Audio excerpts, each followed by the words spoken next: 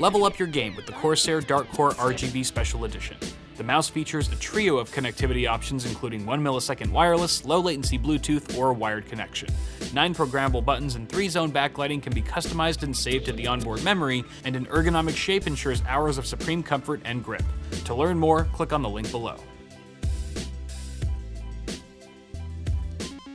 What's going on, guys? Welcome back. So today we're actually going to be assembling a budget gaming PC in the price range of around $775, which was the cost of everything that you see here at the time of filming. Basically, the point of today's build is to build a decent gaming PC that can also handle streaming, particularly with the title Fortnite, as it is the hottest game right now. So hopefully it's relevant enough and some of you guys are interested in building a PC similar to this one. The other thing that I wanted to mention is that we'll actually be doing a streaming test. That'll be a separate video from this one, and it's going to be weird because the streaming video is actually going to hit the YouTube channel before this video does, and the reason for that is because this video actually has to live on Floatplane a week early, so there's going to be a bit of swaparoo time travel stuff going on, so hopefully that's not too confusing. That being said, we are going to do a little bit of gameplay testing with Fortnite at the end of this video, so make sure you stay tuned for that so we can check on the performance of the system we've just assembled. So starting with the parts here, we've got an AeroCool Cylon. This is a $50 case, and it's super budget. It's got a tempered glass. No, actually it looks like tempered glass, but it's actually acrylic, and somehow it managed to ship without any visible scratches. It's kind of miraculous. We'll see exactly how long that lasts though. Additionally, we have a couple 120 mounts at the front, a 120 fan at the back. There's enough room for cable management behind the motherboard tray. There's a power supply basement, so you can route more cables there for a cleaner looking system. Proper dust filtration. You also got USB 3 at the front and a built-in micro and regular SD card reader, which is kind of interesting for a budget PC or a budget case, but okay. Full disclaimer, full disclosure, AeroCool is sponsoring this build as well as the case, obviously, so without them, this build and this video would not have been possible, so thanks to them. If you want to check out this case, I'll put a link for that in the description, along with all the other components that we have here. Additionally, we have our CPU, which is the AMD Ryzen 1600, a fantastic CPU, still one of the best bang for the buck options on the market, in my opinion. It's got 6 cores and 12 threads, and honestly, if we weren't making this a streaming-oriented PC, we could probably get away with a much cheaper CPU than this one, but the multi-threaded element here is really going to help us out on that live encoding aspect. We also have an Asus Prime B350 Plus motherboard, a tried and true option in my experience personally, that is also going to be able to get us some pretty decent overclocks with our CPU. It's got all the connectivity we'd also need for a budget gaming PC. Memory, we have a dual channel 8GB kit of G.Skill Ripjaws 5 DDR4 at 3200 speed. And remember, memory frequency is very important when it comes to a Ryzen-based system because of its integration with Infinity Fabric and how it works in the Zen architecture. If this was an Intel-based system, we probably could have gotten away with a cheaper / slower kit, but all things considered, this should actually help our frame rate out quite a bit.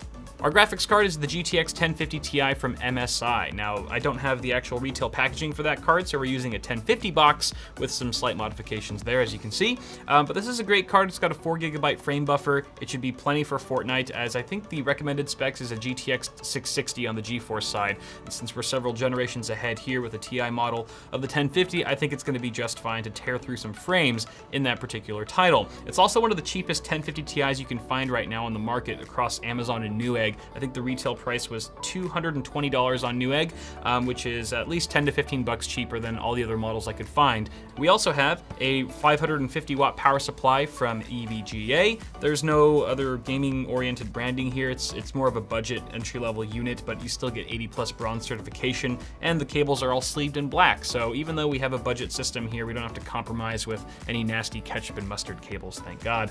And then finally, we have our storage down there, an A55 256 gig silicon power SSD, which we're going to be putting our operating system and frequently used applications onto. I've actually used this SSD in a recent build, and I'm using it again here, just sort of recycling it because it's one of the cheaper options that you can find at that capacity. I think it was only 64 bucks at the time of filming, which is fantastic price to gig ratio. And then finally, we have our 1 terabyte mechanical hard drive in the form of a Seagate Barracuda for our games, of course, and other backup media files. And those are all the parts for the build, ladies and gentlemen. Again, I'll put links to all the stuff in the description. But without further ado, let's go ahead and get assembling this PC before diving into what's hopefully a smooth and enjoyable Fortnite experience.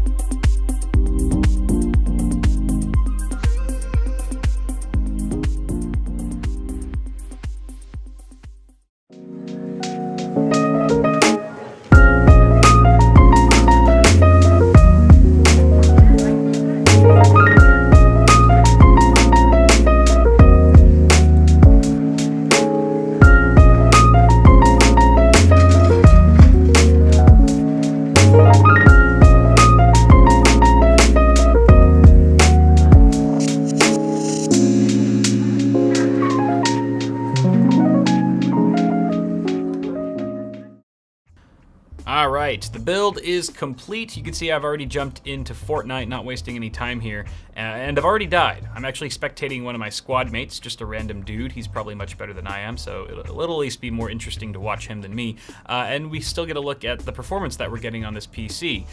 For the record, we're using high settings. The way Fortnite works, you can go low, medium, high, or epic. I didn't really see a huge difference visually speaking going from high to epic, but it did tank our frame rate quite a bit, so I didn't really see a point in going epic, so that's why we're on high. Still looks beautiful. Everything looks really crisp. We're, of course, at 1920 by 1080 here in windowed mode, and we also have a frame rate here, our fraps counter, anywhere from 60 to 80 FPS depending on the scene that we're looking at, which is fantastic. And when I was playing, I actually gamed for a good half an hour or so with the current settings, and it's really smooth. It's super smooth. Of course, we're not streaming yet, so time will tell to see how that holds up, but everything's looking really good so far. I did want to mention that instead of the Ryzen 5 1600, I actually had to swap it out for a 1600X. You can see here in hardware monitor, it's actually the XQ, because the 1600 that I have on hand didn't realize, or I completely forgot that it's in use at the moment, and it's actually not very convenient for me to get to it right now, so